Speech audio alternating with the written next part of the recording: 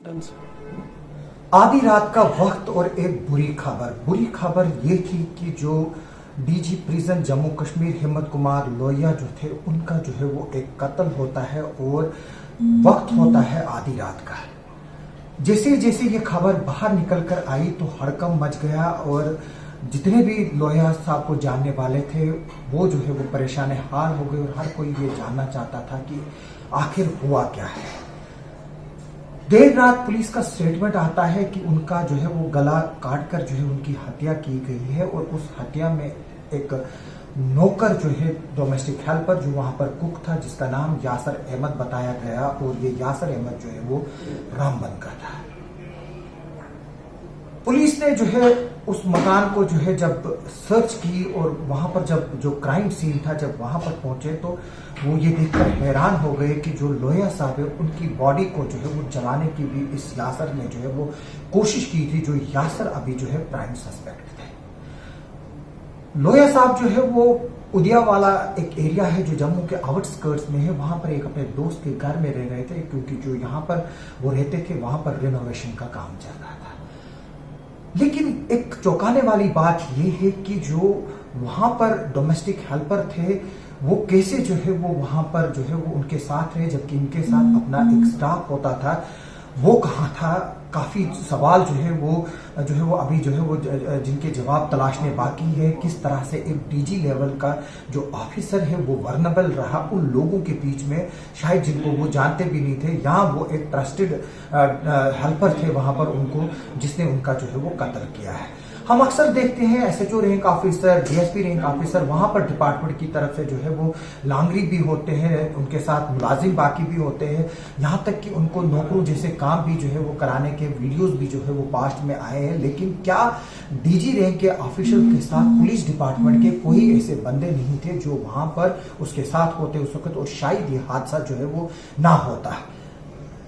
जो पुलिस ने जब वहां पर छानबीन की तो जो डॉक्यूमेंट्स वहां से निकले हैं और उनसे ये बात पता चलती है कि जो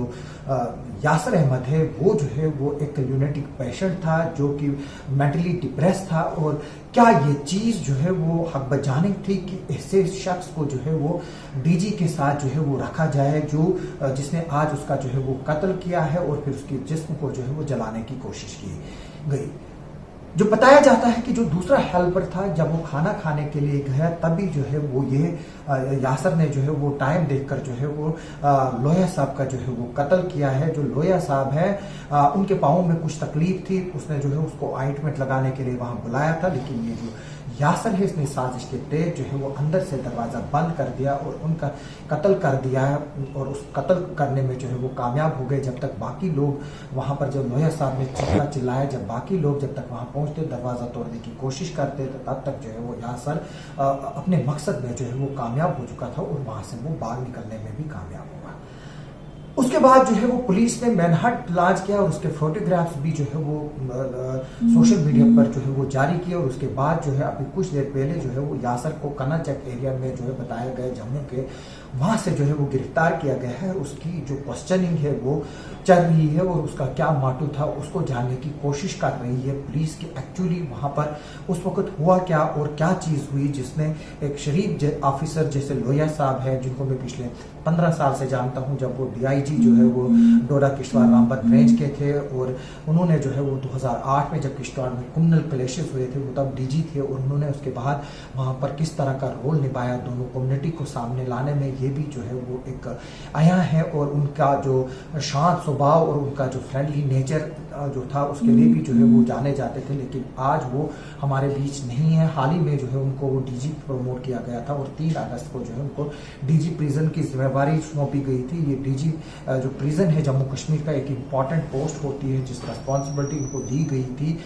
ये जो है वो सिक्योरिटी में भी रहे हैं। तो जब इनको डीजी प्रिजन बनाया गया था क्योंकि जम्मू कश्मीर के जेलों में काफी एंटी नेशनल एलिमेंट जिनमें मिलिटेंट्स जो है ओजीडब्ल्यू जो है और हार्ड लाइन लीडर्स वगैरह भी जो है वो लार्ज है, उन पर नजर रखने जो था वो इनका काम था। यहाँ तक कि पिछले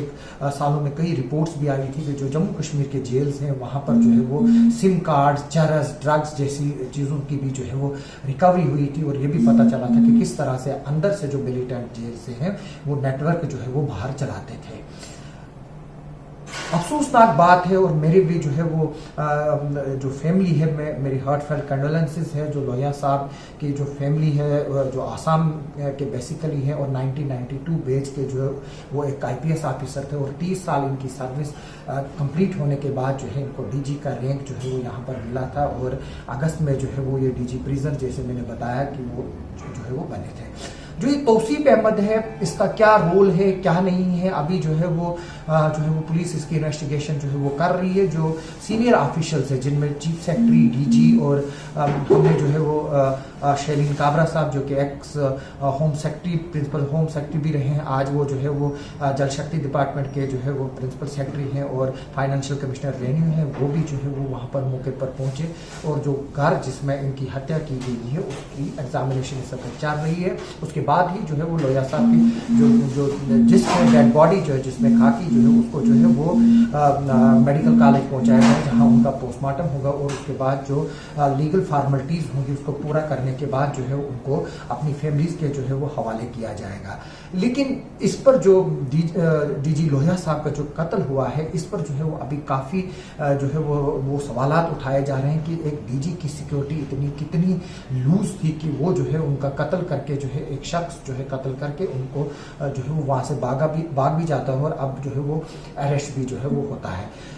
साथ में एक और शोशा सामने आया जो TRF है जो लश्कर की एक फ्रंट लाइन शेडो ऑर्गेनाइजेशन है, उन्होंने जो है वो इसकी जो है वो जिम्मेवारी ली कि उनका ये कहना है कि ये जो कत्ल है उन्होंने ही जो है वो किया है और उसमें जो है ये एक क्रेडिबल इंटेलिजेंस इनपुट के बेसिस पर जो है वो इन्होंने जो है ये कत्ल किया। लेकिन जो जम्मू कश्मीर की पुलिस है जिसमें DGP और ADGP है उन्होंने जो बताया है कि जो प्रिलिमिनरी इन्वेस्टिगेशन है उसके मुताबिक इस हत्या में जो है वो कोई टेरर लिंक जो है वो नहीं मिला है, लेकिन केस की इंक्वायरी जो है वो हर एंगल पर होगी। मैं आपको बता दूं कि अक्सर जो TRF जैसी या मिलिटेंट ऑर्गेनाइजेशंस हैं वो अपने आप को और अपने जो कार्डर है उसको रीजनरेट करने के लिए जो है इस तरह के स्टेटमेंट जो है वो इशू करते हैं जहां किसी की डेथ हो या कोई